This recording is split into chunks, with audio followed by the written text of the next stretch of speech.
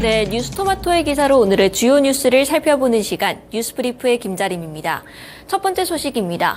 오늘부터 게임주들의 실적 발표가 줄줄이 예정되어 있습니다. 위메이드부터 NC소프트, 카카오게임즈, 넥슨의 4분기 실적 공개가 이뤄질 것으로 보이는데요.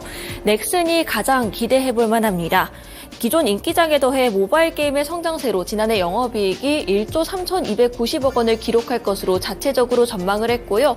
또 넷마블 역시 이제 흑자 전환에 대한 기대감이 나와 있는 상황입니다. 다만 NC소프트는 신작 TL이 부진한 흐름을 보였고 또 리니지의 매출도 하락하면서 타격을 입을 것으로 보이는데요. 실적도 실적이지만 게임주들은 역시 신작 출시에 대한 기대감으로 주가가 큰 영향을 끼칩니다. 일단 넷마블의 경우에는 오는 15일 쇼케이스에서 아스달 연대기에 대한 이 출시 정보와 또 세부적인 일정들을 공개할 것으로 보입니다.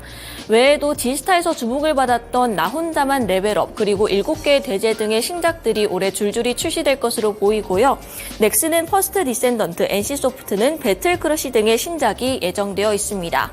또 중국의 경우에는 게임이 이제 판호를 발급받아야 게임을 운영할 수 있게 되는데요. 중국 판호 발급에 성공한 게임들 역시 눈여겨보시면 좋을 것 같습니다.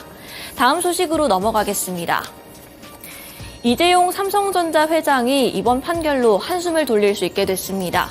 법원은 경영권 승계 과정에서 이 회장의 불법 행위가 없었다고 판단해 무죄를 선고했기 때문인데요. 이에 따라 2016년 국정농단 사태부터 9년째 이어져 온 이 사법 리스크가 어느 정도 해소되지 않을까라는 기대감도 나오고 있습니다. 2016년 하반기를 마지막으로 굵직한 M&A에서 삼성전자는 한 발짝 물러서는 모습이었고요.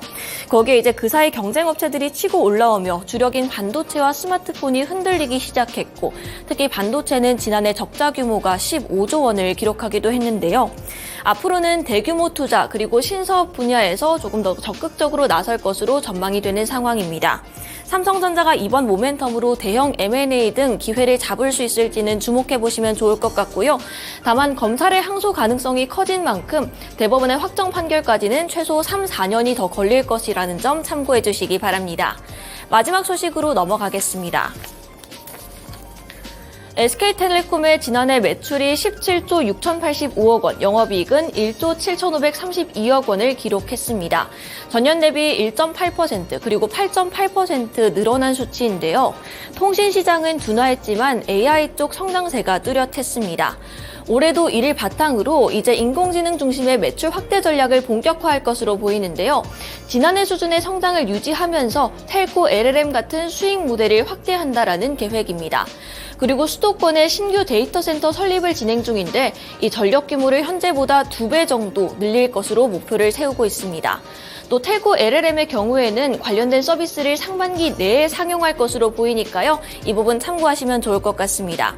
네, 지금까지 제가 준비한 소식들 전부 전해드렸고요. 더 많은 뉴스토마토의 기사가 궁금하시다면 지금 제 옆에 나와 있는 이 QR코드를 스캔하시면 확인할 수 있습니다. 뉴스브리프의 김자림이었습니다.